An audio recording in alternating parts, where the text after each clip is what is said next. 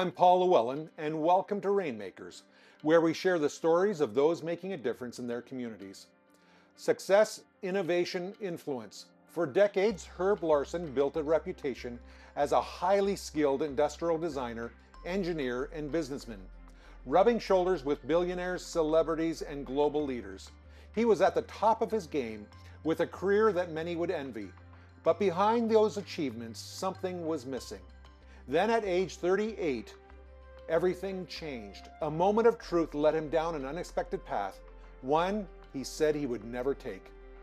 Join us now as we uncover the journey of Herb Larson, a journey from industry to ministry, from success to significance, and from self-reliance to faith.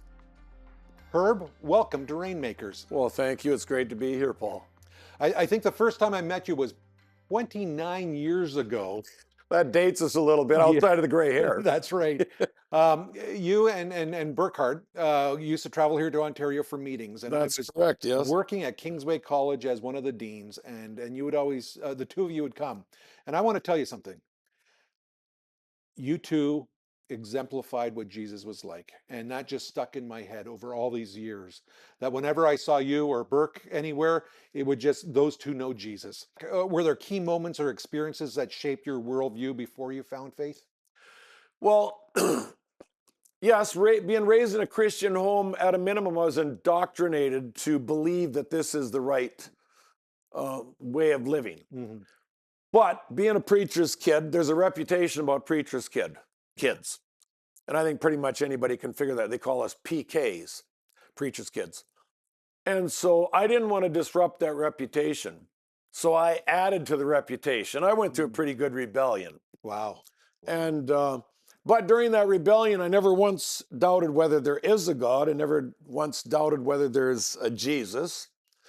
And so I always had the belief, but I never had the experience. I never had the connection to that belief. Mm-hmm. And so I was going through my rebellious years. I began to realize that in whatever I do that's rebellion, I was losing. Mm-hmm. And so I thought, how do I get what I've, been indoctrinated to believe that you get out of this whole thing? So I tried everything you can do to have the connection with God. But here was my attitude. It's like, do the minimum to get the whole package. What's the minimum I can put into this and get God? Well, that never happened. So you went to church every week? Yeah, I went to you church. Prayed and all that, but Yeah. still you were struggling. Right. Yeah. Yes, it was super frustrating. And when I was in university, I really had that yearning. I started to get out of my rebellious time as I was going into university. Mm-hmm. And so I kind of worked my way out of that. Was all works, just trying to be good, trying Right. to do what the commandments say and everything else. Yeah. And then was it better life than just being totally rebellious? Yeah, it was. Mm-hmm. But it was a far cry from what the potential is. So on the outside you looked fine, but on the inside, Oh yeah, anybody would have looked at me, well, except those of us who partied together, whatever, but anybody would look at you and say, oh yeah, he's cool, spiritually or whatever. Yeah. Nah, Yeah. big fraud. Yeah, it's neat that you say that, Herb, because there's so many of us that walk around and on our outside, we look okay. We look fine. Everything's in control. But deep down inside, we're having questions. And so, when we're dealing with other people, I started teaching grade 7 and 8 too. Oh, really? Yeah, started out there. So I know those ages. And one of the things I tried to do with the young people was don't judge them on the surface. There's a deeper level to them. And you know what? They could see through me so fast. So I had to be genuine to them. Well, and speaking of that, I could relate to 7th grade because as a person who went through rebellion, Yeah. it was much easier for me to understand what's going through their heads. So I think my rebellion probably was a positive when I got to teaching those grades, Right. and high school, because I could see behind what they're going through. And I knew that behind those rebellious little twits That's it. is there was potential for something, because, my own life let me know that, okay, even though I went through that stuff, Mm. and as a 7th grader, 8th grader, whatever, I was mixed up too. Mm-hmm. I think it really served me well that I did go through that at one point. Yeah, yeah. Amazing, amazing. Was there ever a moment that you thought, I've made it in your career, but yet you felt something was missing? Well, when I was in high school and I sat on my high school graduation platform, right? You know, you figure the world's mine now. This is when the action starts. Right. One asset I had, and I still have today, is a wild imagination. Mm. Because I grew up in the bush of northern British Columbia. No power, no media, of course, nothing. I mean, we're out there, no running water. Wow. And because my parents were on a social experiment, I guess, for lack of a better word, they moved from basically Southern California to the bush. Oh, really? Wow. And have you ever heard of the Beverly Hillbillies program? They went from the bush to the Hollywood. Well, we basically went from Hollywood to the bush. Wow. So the comedy of the, culture clashes was us in reverse. But when I was there, we didn't have all the trappings of that kids have nowadays. We didn't have toys like kids have nowadays. We'd take a piece of wood. That's a certain brand of boat. Pound a nail in the back, that's a Mercury, or it's an Evinrude, or here's how many horsepower that nail is. It was all imagination. Right. And since I never really saw television until I was 13 years old, I had a wild imagination because I could imagine anything. That's how I grew up. Amazing. And so that imagination allowed me to plan my future as well. And so I really had my future planned out. My mother was a real abusive person in that I had to take piano lessons, I had to take banjo, guitar, art in grade 3. I'm in oil painting classes with a bunch of grandmothers, Wow. learning how to paint. Yeah. Well, I'm saying abusive, but no, in reality, I couldn't, be blessed with a better mother for that reason. And so, anyway, so she drove my brothers and I into all these creative things because she was an artist and a musician as well. So it served us well. But then as I'm imagining all this stuff, I'm imagining succeeding in art, succeeding in music, succeeding in all these different things, not just being able to do them. So during university, I started learning how to engrave guns at my mother's pushing. Guns. Wow. Pastor's wife telling her kid, why don't you learn how to engrave guns? Which I didn't even know what she's talking about. By then I'd carved leather, wood, everything. She says, no, they're carving steel in the guns. So believe it or not, 20 minutes from where I was going to university, there was one of the top 10 gun engravers in North America. And I checked him out, got a meeting with them, blah, blah, blah. Took me 6 months of pestering him to let me study under him. And so he's finally relented. And for a year and a half, I studied under here and learned how to engrave guns. So I did all this stuff. And I was barely finished university. I was already featured in a major gun magazine. And then I had industrialists, German industrialists, everybody has engraving guns for everybody while I'm teaching. Yeah. And being featured in magazines and all that kind of stuff. And so I had made it in that, but that didn't satisfy me. My idea was if I could get published, somebody notices me that way, that'll be it. I'm happy. No, it doesn't work that way. So then I pounded it in art, started painting. Wildlife, none of it worked well. I mean, in terms of making it. And then I started focusing on First Nations people, painting them life as it was. Because I had traveled into the high Arctic. My dad was a pilot, not commercial, but as a preacher, he flew all over. So I've been 500 miles north of the Arctic Circle and hanging out with what we call Eskimos, Inuit. So I had all that background, and growing up in the bush, all of our neighbors were First Nations people and stuff. So I started drawing and painting them, and that's what hit. So I sold in Toronto here, Chicago, New York, Los Angeles. Made it in the art field, started painting for Hollywood celebrities. And so that should have been it. Should have been happy. No, even though articles are written about me and everybody's saying, you're amazing, I was empty inside the more I achieved. And of course, when I quit teaching, we got into business, and with 2 years, my brothers and I had 90 employees.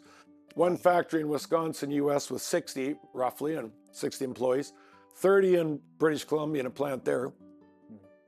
Being written up in magazines as the golden boys of alternate energy and all that. So that was all like, wow, everybody's like, these guys are phenomenal.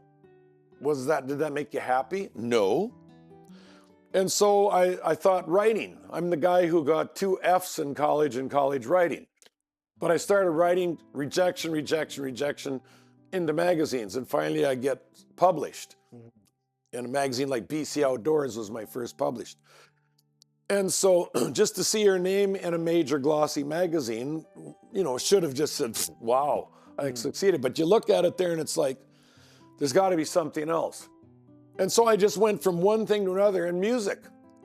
I loved music. Of course, I was pushed into it. And I've been composing music since I was 13 and arranging music and everything. So started writing and composing heavily. My wife and I had bands for years and years and years, both secular and Christian bands. And we performed like 12 concerts at Expo 86. I wrote the theme song for the BC Pavilion at World's Fair, Expo 86 in Vancouver. So in music, that all went great. Mm-hmm. But I got to tell you something. The more you achieve, the less options there are to fulfill that gnawing emptiness. Wow. So see, it's like this. If you haven't achieved anything, then you've always got that anticipation of something. It's like this. I could say, if only I had the Ferrari, I'd be happy. But guess what? The guys who have the Ferrari aren't happy. They're looking for the next car above that, which I don't know what it is, doesn't matter. And there's never an end to it. And so, but when you do achieve those things, like when I've hung around with billionaires, they've tried everything there is to fill that brokenness, that void. And there is nothing. Why? Because there's a God-shaped vacuum in every man, which is quoting Blaise Pascal from the 1500s. So you're hanging around with the elite of the elite. Yep. And you notice that they didn't have it either. They didn't have it at all. And you were going through the same thing. We're all on the same ladder. Yeah. I was just on a lower set of rungs. Okay. To see life's this way. Society has a ladder. The Bible has a ladder. Jacob's ladder. What's on top? God. Yeah. The world has a ladder. Society's ladder. But here's the way it works. You're motivated by the rear ends of those people above you. I hate to say it that way, but I mean, they're up the ladder climbing, and you look at them, they're keeping up with the Joneses. Right. But what's always in front of your face to get there? Another rung. So you see that rung, you clamor, whether it's money, whether it's success, or whatever it is. You clamor for that rung, and what's immediately in front of your face again? Anybody who's climbed a ladder, another rung. Right. Meanwhile, while you're moving up, they're moving up. Some fall off, but there's still rear ends up there. You see, you want to get up there. And so it doesn't matter where you are on the ladder, there's always another rung. Yeah. The difference is the higher you go, the emptier you get because there's fewer options left. Right. That's the difference. Okay. Like when I've hung around with billionaires, for example, they're at the top. Take Elon Musk or one of them guys, for example. They're at the top. If you really listen, they're swinging up there on this ladder out in space, basically, and they're saying there's nothing up here. Why would I say that? Because you can go to any rag magazine and look at celebrities and realize that when they get successful, when they have the money, when they have the popularity, what do? They self-destruct. Why? Because there's nothing up there. So are you coming close to that at age 38? What made you have a radical change or shift in your life? What happened? Well, part of it was all the success I had in life, because I still yearned. So materially or worldly, if you want to call it that, success was mine. I was just, because I had a wild imagination, I could plan my course really well. And I never did get into television. We never had TV when my kids grew up or anything. So, and I learned that screens numb your creativity. So if you want to really perform, like say when I write for orchestral music or something, I have to almost go on a week fast from media in order to get my imagination sharp enough to write for all them instruments. Right. So, but the thing is so when you have this success, you're left emptier and emptier. Solomon, most successful guy ever in the Bible, of course, Ecclesiastes 2. It shouldn't be called the book of Ecclesiastes. It should be called the book of midlife crisis. That's good. Because in chapter 2, he gives his resume. And at the end of it all, he says it's all vanity. Yeah. Well, this is what life offers if you chase it. So what got me hungry from a worldly perspective, magazine and articles and everything else said, you're super successful, but I'm empty. Mm. On the spiritual end of it, I'm going to church, but getting super frustrated because nothing's happening. And all my brothers left church, all my friends left church, and I was ready to leave, except by then we had a couple of kids, and we wanted them for, I don't know why, raised in the church, so we're going to church. And I got to the point where I'm ready to leave as well. Really? That's the point I got to. Yeah. And so I figured the reason I'm ready to leave is because it's not paying dividends, this Christian walk. Yeah. And so then I thought, I did a lot of thinking about it and used my imagination on this. And I thought, okay, maybe if I do something great for God, he will recognize me and wake up to the fact that, we got this Herb guy, let's go connect with him. So you were thinking of becoming a preacher? Not really. No. Because everybody wanted me to when I grew up. And that was part of my rebellion. They want to put me in this box, be like right. your dad. Right. But sort of. So what happened is, I heard there's going to be a new church plant in our neighborhood, in our city. And it was, and the plan was for geriatric senior citizens. And I thought, that's the dumbest idea I've ever heard. Wow. Because the senior citizen in our church loved it there. Yeah. They liked us young people. I'd go up to our old ladies in church and put my arm around them and say, I don't want anybody to know, but you're my favorite girlfriend. Just teasing, just having fun. Yeah. So why would they want to go and have their own church? Plus, what's the potential of that? So when I heard that, I thought, what a dumb idea. I said, what we really need is a church that goes after people like me, former members. Mm-hmm. And so I literally went to our church headquarters and said, can I have a meeting with the head guy? We call him the president.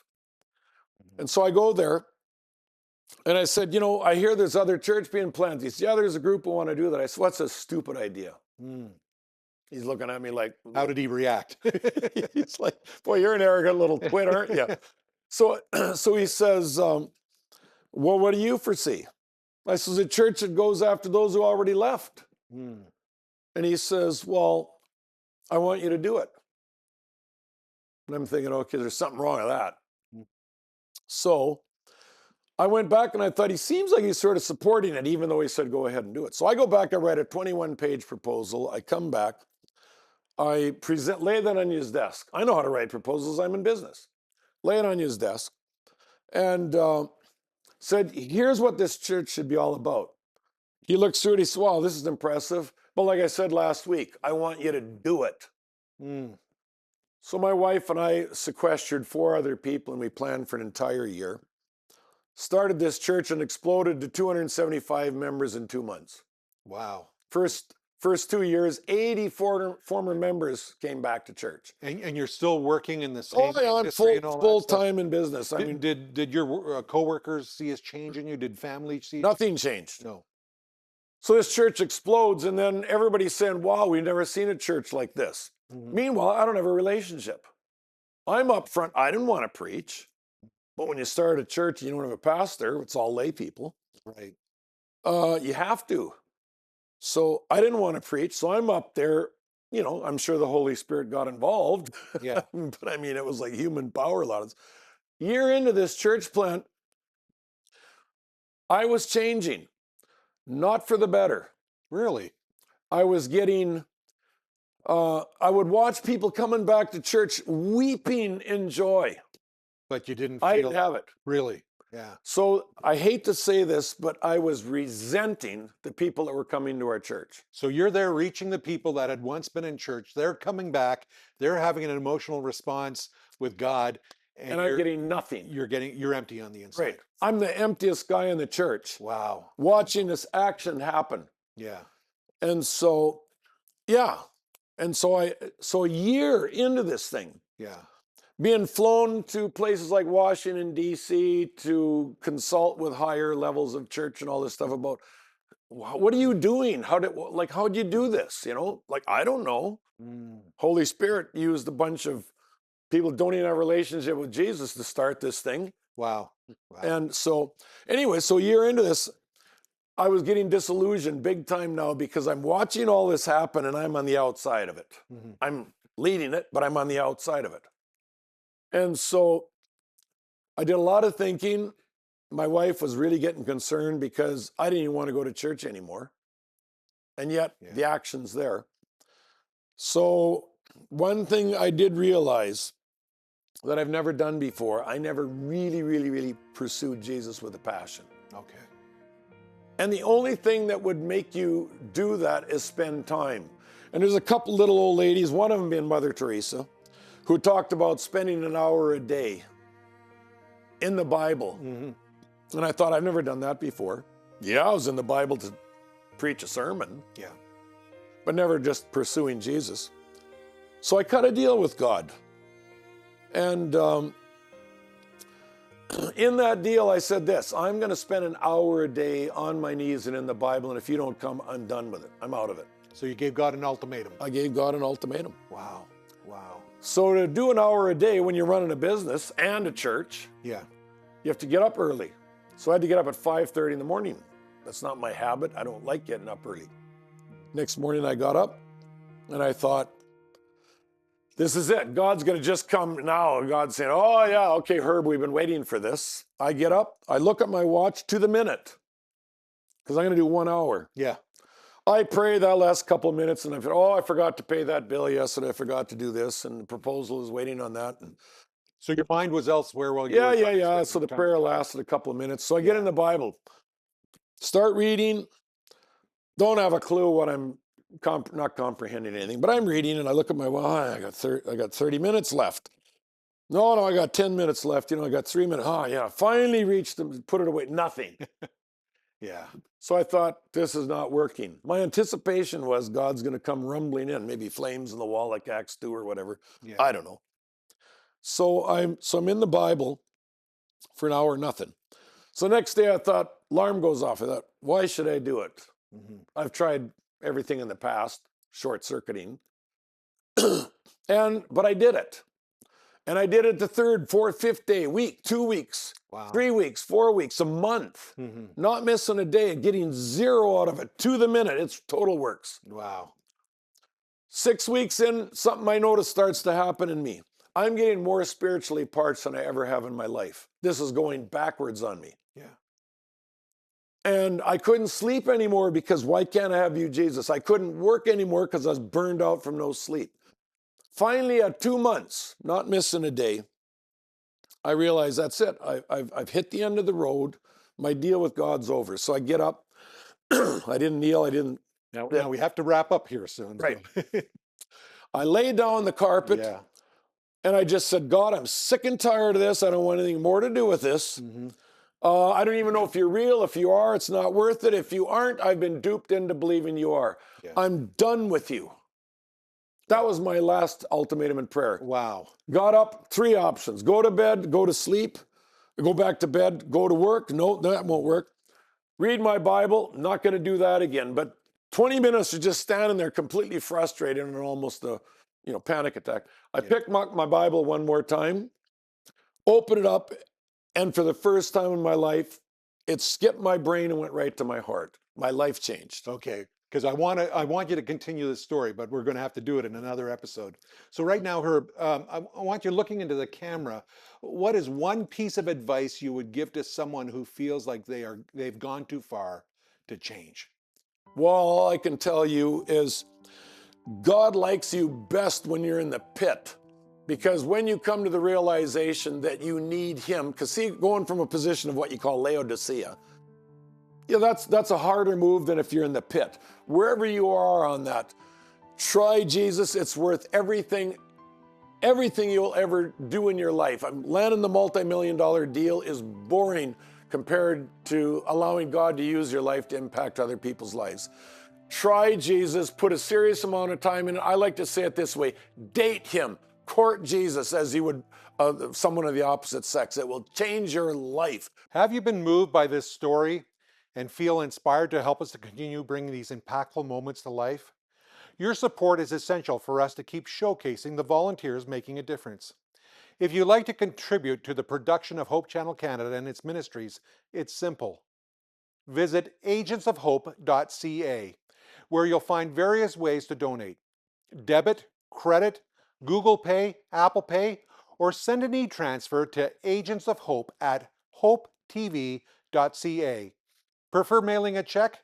Send it to Hope Channel Canada at 1148 King Street East, Oshawa, Ontario, L1H1H8. For a more personal connection, call us at 1-855-4-HOPE-TV. That's 1-855-446-7388. Don't forget to subscribe to the YouTube channel, Hope Channel Canada, and click the notification bell so you'll never miss an episode. You can also watch the show on multiple platforms: hopetv.ca, cable TV, the Roku app, and the Hope Channel app. Are you looking for answers to life's most profound questions? Hope Study provides free online Bible courses that cover essential topics, all at your own pace and from the comfort of your own home. One of our enriching courses, The Unlimited Power of Prayer, invites you to discover the remarkable world of prayer. Here, talking with God is not just a boring routine, but a sincere conversation with the source of love and wisdom. This study will deepen your understanding of prayer's incredible power and help you build a stronger connection with God. Signing up is easy and completely free at hopestudy.ca. Begin your journey today and feel free to share this valuable resource with anyone else seeking answers. Uncover life's answers. Visit hopestudy.ca and start your journey today.